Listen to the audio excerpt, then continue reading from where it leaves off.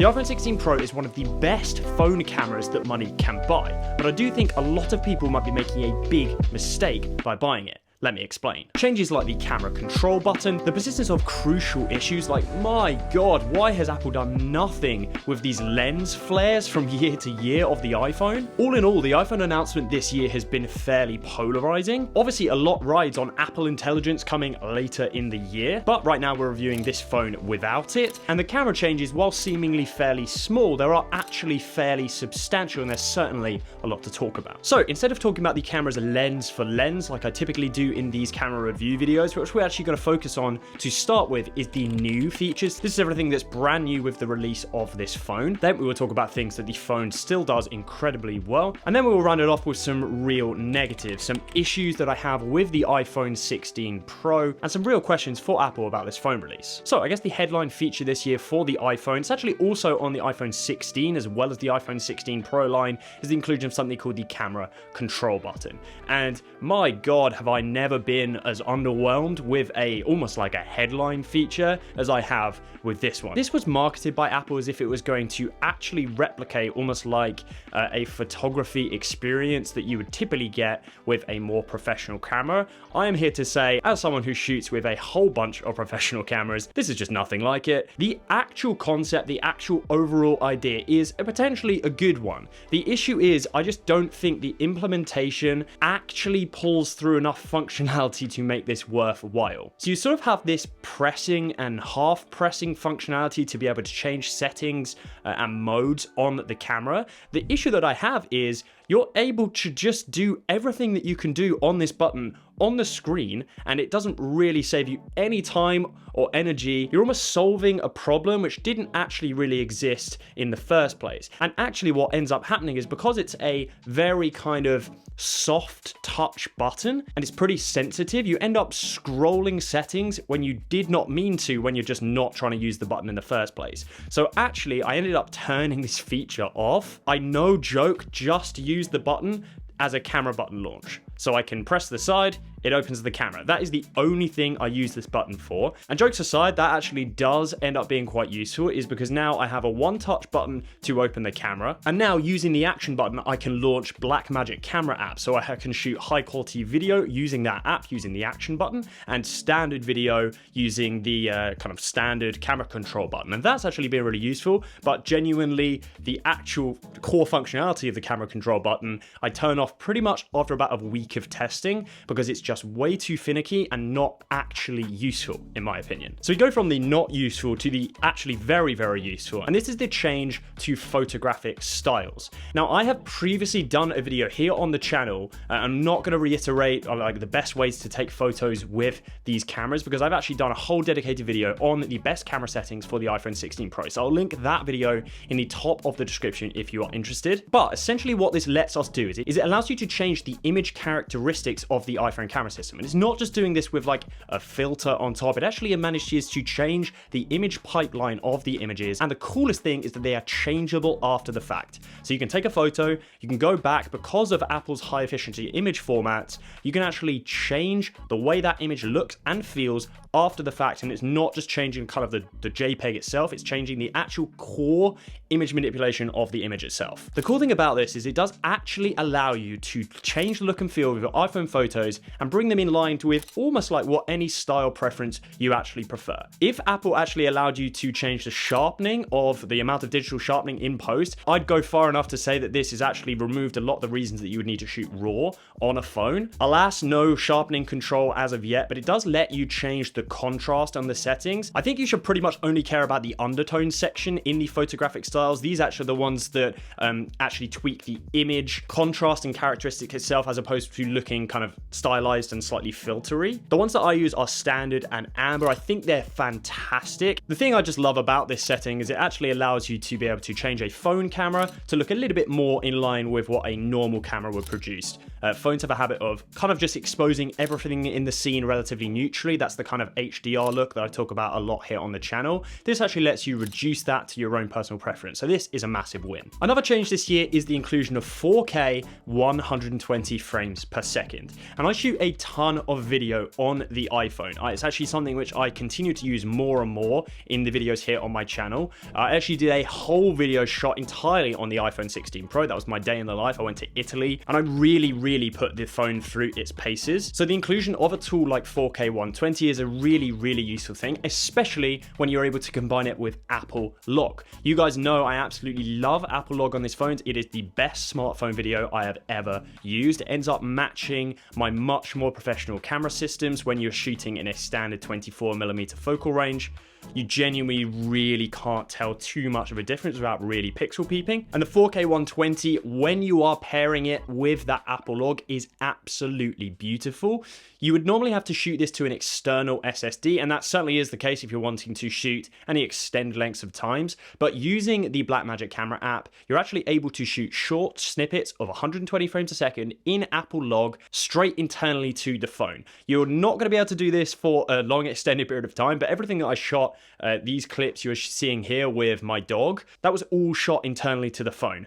You definitely are not going to be able to shoot this for long extended periods of time, and you will have to compress the setting of the Prolog. And again, I talk about this in my settings video, so I'll link that down below. But this is a really cool tool for content creators, so the inclusion is a big win. Another change is the new microphone array in the iPhone 16 Pro, and this allows us to capture spatial audio, which Apple is pairing with some new software features to basically give you a spread of audio controls that we've not seen before in the iPhone. So basically what you are given is when you record a video now with this setting on, you're able to get a mixture of different audio settings which are going to highlight different pieces of audio in your video. Most notably is people speaking. So to test the audio portion of this video, I'm going to demonstrate each of the different types of the kind of new spatial mix audio feature. And whilst I do that, it's actually a great time to share what case I've been using throughout the course of my iPhone testing. This is the P stand case by a company called Taurus, and they make these really cool stand cases for the iPhone. I've got two options here. I've got the P stand, which is almost like this slightly kind of vertical stand design,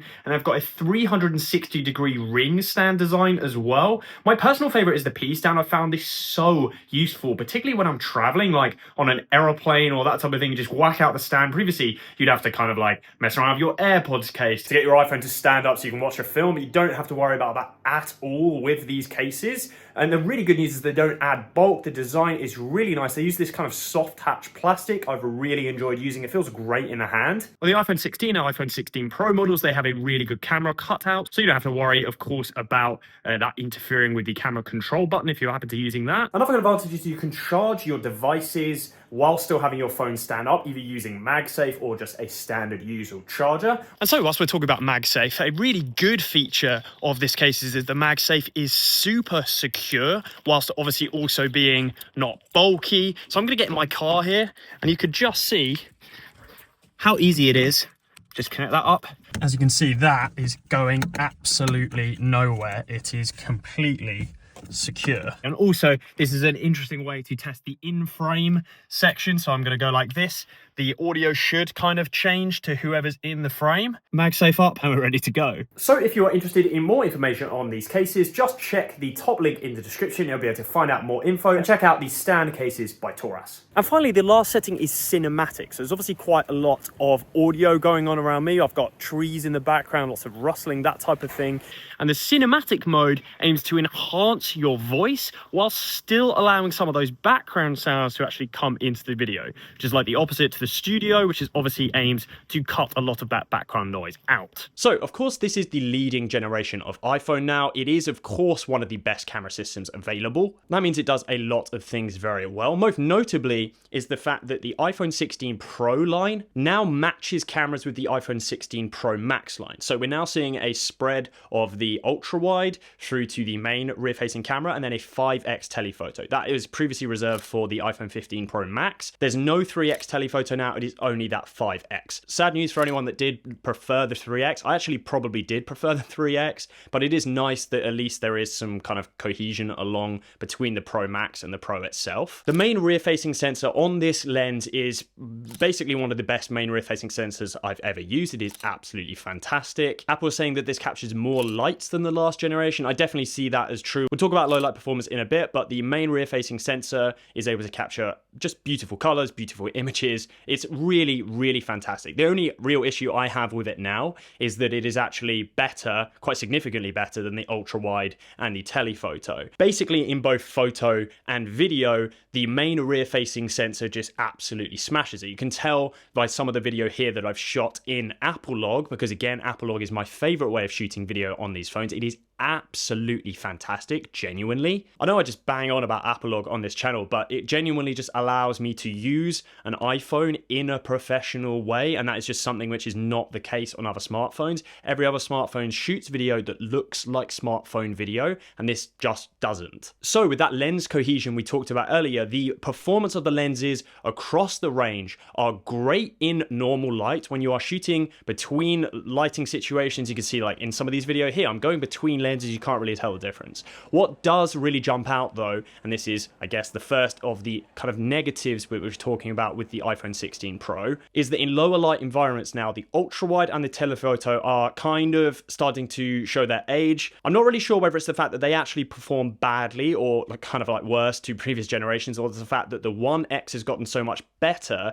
that actually it just highlights the kind of performance differences between those ultra wide and the telephoto. Definitely in lower light environments, specifically when we're talking about video mainly, you're going to get quite a lot of noise in your video, and it's just going to end up with image quality taking a hit. The main 1X lens is like the opposite of this, and it's actually very, very difficult to get the iPhone to switch into low light mode. You have to be in genuinely really low light environments when using that 1X lens. The difference on the ultra wide and the telephoto, it's going to basically jump to low light, almost like in a kind of a sunsetty situation where, sure, there's less light available than bright sunlight, but it's still not a completely low light environment. And here's another issue in low light, and it is the lens flares. And I mean, Apple consistently say that lens flare performance is supposed to be improved. I think if anything, this is getting worse. I don't know about you guys, but every single time I take my phone out in a lower light environment with almost like any type of artificial light, it's like, you know, any street light, anything like that, and obviously realistically that's a lot of the time as we are shooting video like that, it just continually ruins video footage every single time shot at night, and it's really, really sad. I just don't think other phones really struggle to the degree that Apple do, and like I said, this is a massive L for the iPhone continually every single year. I know we talked about it previously, but it's a real shame for me that the camera control is actually come out looking like this. There is due to be an update in terms of performance to essentially bring it closer to the performance of a camera, so you're able to actually adjust more camera specific settings on the camera control button itself. But for me, actually, it's a slightly more fundamental thing that the actual core functionality I just don't think actually helps, because I'm able to change all of those settings very, very easily. I'm very used to it on the phone itself. This is just a weird one for me. And finally, we come to the battery life. Now, I ragged pretty hard on the iPhone 16 Pro in my day in the life video because the battery performance was not good. So, second day, I'm about to head for the airport. Right now, my phone is on 11%, and I charged it to 96% last night. I woke up about 8:30, and it basically was at 90%-ish this morning when I woke up. How is it 1 p.m. and the phone's almost dead? I am pleased to say that it definitely has improved since I got home. Obviously, of course, I'm not out and about shooting videos with the phone constantly, but there are definitely issues with the iPhone 16 Pro video. I'll link an article down below, this one here, from Mac Rumors, and you can just see that there are a lot of people complaining about issues in regard to battery life on these phones. Like I said, mine has definitely helped. Like, it's not quite as bad as I thought initially. It might have been the most recent iOS 18 update has helped improve it a bit. Jury's out on this one, but yeah, take it with a pinch of salt. And so this is a review. I guess we get to the point in the video where I tell you guys whether this phone is worth it or not. I've definitely ragged on this phone a bit here, but I continue to use it day to day, and here are the reasons why. First is that it does just absolutely work. That's the thing with the iPhones. They are fantastic. I mean, not to put shade on other camera phones here. I think other camera phones are also in the fantastic league. league. But every single time I take images and videos using the iPhone 16 Pro, it just looks fantastic and looks exactly the way that I almost want it to. Next would be the integration. As you can see behind me, I basically work on Mac day in, day out, and the integration with Apple's other systems is just so useful for me on a daily basis that it's still very convenient for me to be able to run an iPhone. And the third is Apple Log. Like I said, like I've talked about in this video, Apple Log is just absolutely unbelievable. If you've not shot with Apple Log on the phone, I would thoroughly recommend you give it a try, have a play around with some of that footage, because it is just absolutely gorgeous. And like I say, it actually allows me to be able to shoot video on a phone that I can use in more professional projects. And that for me is kind of pretty much invaluable. And speaking of Apple Log, you can check out the tutorial right here where I talk about the best camera settings for both the iPhone 16 and the iPhone 16 Pro.